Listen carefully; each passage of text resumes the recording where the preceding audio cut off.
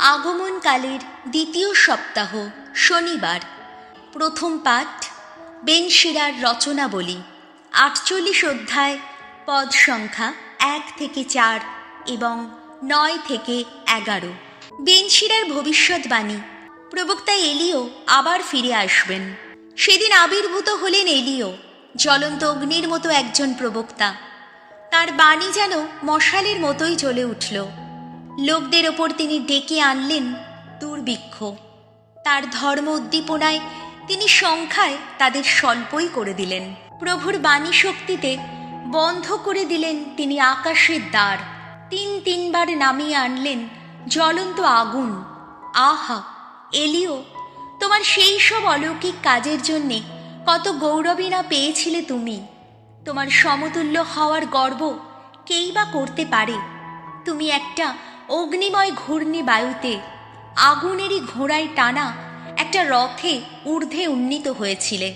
সেই ভবিষ্যৎকাল সম্বন্ধে যে শাসানির বাণী শোনানো হয়েছে তাতে এই কথা তো বলাই হয়েছে, ঐশ্বরোষ চরমে ওঠার আগেই তা শান্ত করবে তুমি। সন্তানের দিকে পিতার মন ফিরিয়ে আনবে তুমি। আবার ফিরিয়ে আনবে যাকবের গোষ্ঠীগুলির সেই সুদিন, যারা তখন তোমার দেখা পাবে। ধন্য হবে তারা, আর ধন্য হবে তারাও অন্তরে ভালোবাসা নিয়েই চির নিদ্রায় শায়িত হয়েছে যারা। আর আমরাও তো নিশ্চয়ই জীবিত থাকব সেদিন। এই হলো প্রভুর বাণী। শাম সঙ্গীত ধুয়ো। প্রভু, তোমার চরণে ফিরে এসে যেন মুক্তি পাই। ইসরায়েলের হে মেষপালক, শোনো, ওগো কান পেতে শোনো। ওগো তুমি যুগল খেরুব মূর্তি যার আসন, এবার দেখা দাও, তোমার মহান শক্তির প্রকাশ ঘটাও। ওগো এসো, আমাদের রক্ষা করো। ধুয়ো।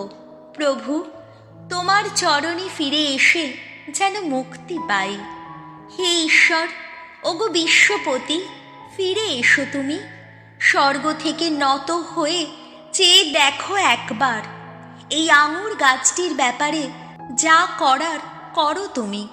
এর মূল কাণ্ড তুমি তো নিজের হাতে রোপণ করেছ। ধুয়ো। প্রভু, তোমার চরণে ফিরে এসে যেন মুক্তি পাই। ওগো, যে তোমার ডান পাশের মানুষ, সেই যে মানব পুত্র, তুমি নিজেই যার সব শক্তির উৎস, এখন তার সহায় হও তুমি। এরপর তোমাকে ছেড়ে আর দূরে যাব না কোথাও।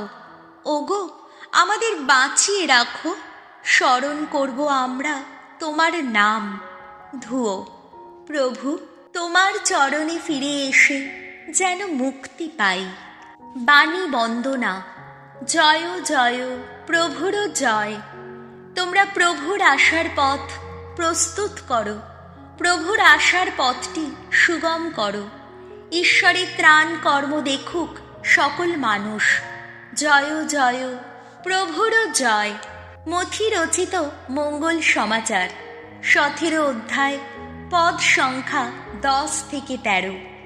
এলিও এলেন, কিন্তু ইহুদিরা তাকে চিনতে পারল না। পাহাড় থেকে নেমে আসার সময় শিষ্যেরা যিশুকে জিজ্ঞেস করলেন, আচ্ছা, শাস্ত্রীরা কেনই বা বলেন যে আগে এলিয়ের আসবারই কথা? যিশু উত্তর দিলেন, সব কিছু নতুন করে দাঁড় করিয়ে দেবার জন্যে এলিয়ের সেই আসবার কথাটা ঠিকই বই কি। তবে আমি তোমাদের বলছি, এলিও তো ইতিমধ্যে এসেই ছিলেন, কিন্তু লোকে তাকে চিনতে পারেনি। তার সঙ্গে তারা যা ইচ্ছে তাই করেছে। ঠিক তেমনিভাবে মানব পুত্রকেও তাদের হাতে দুঃখ যন্ত্রণা ভোগ করতেই হবে। শিষ্যেরা তখন বুঝতে পারলেন যে যিশু দীক্ষাগুরু যোহনের সম্বন্ধেই এই কথা বলছেন। এই হলো প্রভু যিশুর মঙ্গল সমাচার।